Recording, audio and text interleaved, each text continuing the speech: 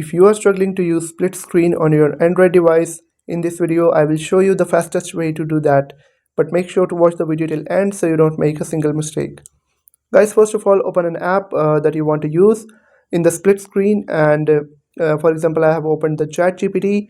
Then you'll have to tap on recent apps button, uh, and after that you'll have to tap on the name of the app that you have opened. Like I'll have to tap on ChatGPT, and then you'll have to tap on split screen. It will show you an option. Then tap on split screen, and you'll be able to see a split screen in which you'll be able to find all the other apps on your phone. Now let's say I want to open YouTube with the ChatGPT, so I will simply tap on YouTube, and now you can see that YouTube has opened.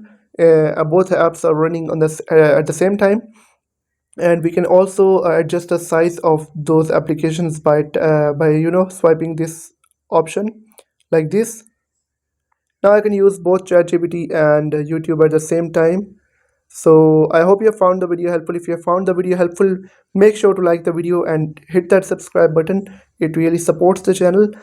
And if you got stuck anywhere, let me know in the comment section. I will definitely help you out.